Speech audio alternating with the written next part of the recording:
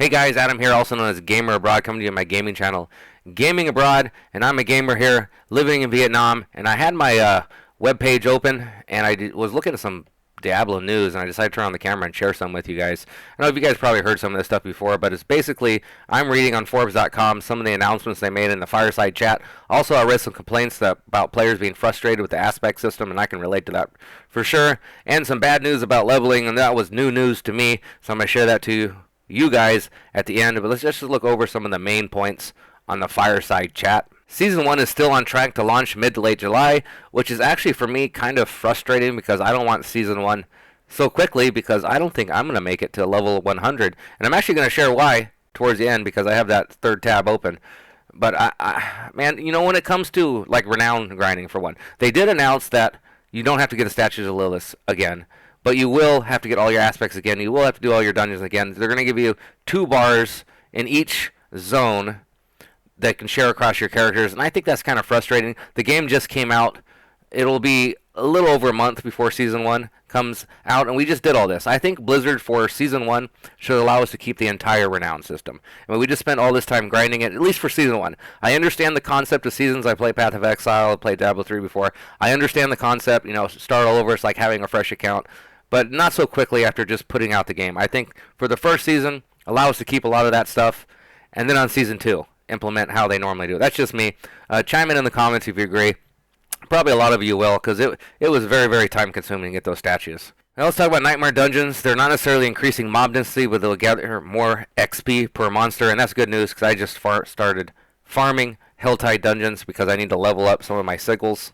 I have a buddy that plays Necromancer, so this is interesting too. Necromancer's poison corpse pool being absurdly black. We were actually playing with a friend of ours, and it was a friend of a friend, and he was complaining and actually getting pretty upset because of my buddy's Necromancer's poison corpse pool was so black he couldn't see the stuff on the ground. More good news, but I think this is just a band-aid to an overall problem when it comes to the stash tabs.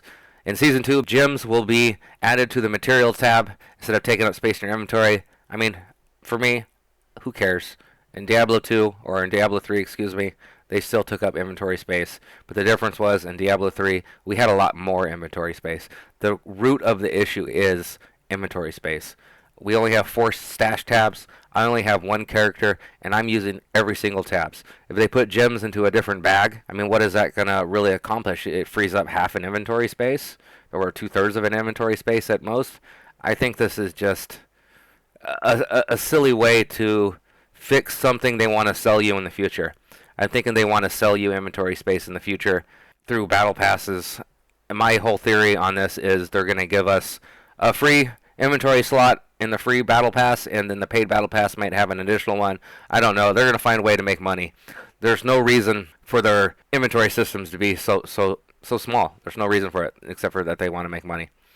There was some screenshots leaked of the battle pass. You guys haven't seen this yet, or maybe you have. You can check out Forbes.com. You can see this just looks like cosmetics. You see here that it's divided into free and paid. You can see which ones are free. However, I can't even see number 10 because it's locked, so they're only showing us what they want to see, and this is top secret right there. That's interesting. A little bit of hype for Season 1. I mean, I'm excited for it, but I'm not excited for it at the same time because I just started, and I want to make level 100 before I have to start again, and I'm not sure I'm going to make it. This is one of the other things I was talking about. For seasonal mode, you will already have the entire Fog of War lifted on the map, and your Lilith statues found with the bonuses, but side quest dungeon strongholds will be repopulated. You know, that I understand, but like I said, that sucks, man. We just did all that. Going up a little bit, because I think I skipped ahead a bit. In the future, they're looking for things like group finding tools for Nightmare Dungeons and other activities, which I think is very good, because if you remember Diablo 3, you just kind of joined a random game and just did greater rifts with other people. A group finder tool would be very, very handy for sure. They're going to buff resistances. Another YouTuber discovered that resistances to certain elements really make no difference, or it's negligible returns. Shouldn't say it makes no difference. It's just negligible. It's all about armor and damage reductions. So they're going to buff it in Season 2 because they're not as strong as damage reduction armor. Let's go back to the aspect system. You guys remember Deckard's Legendary Cube in Diablo 3. I guess in Diablo 4, players are getting frustrated, myself included, about the way the aspects are working.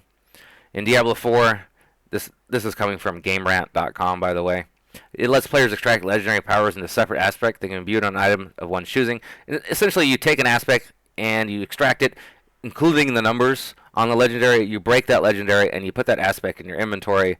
And it's a very, very frustrating sorting system. There's no codex of power like there is already in Diablo IV system to implement it, and they say the technology is already made into the game because they have the codex of power, and they should implement something like that. And it will also add some stuff to the in-game grind, people wanting to collect all the aspects. I know I certainly would want to. When I played Diablo 3, I wanted to collect all of the legendary aspects for Herodrin's Cube.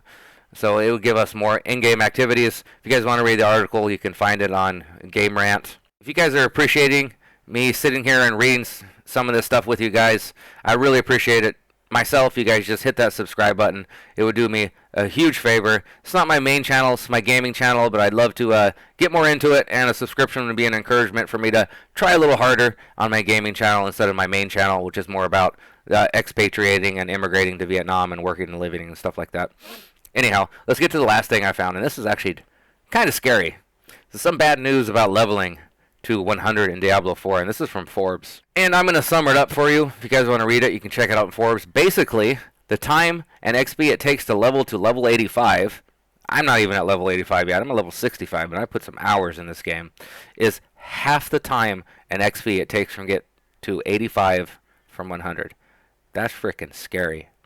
And it says further on, it says it ramps up further. Level 92 is halfway to level 99 by the same metrics. Scary, huh? Anyways, guys, I hope you guys enjoy sitting here and looking over the Diablo 4 news. If there's anything I left out or anything you guys want to tell me, because I don't really have the time so much to read the news all the time. I'm too busy playing the game. But let's be honest. I gotta go to work. I gotta make a living. I gotta support myself and support my girlfriend and all that kind of stuff here.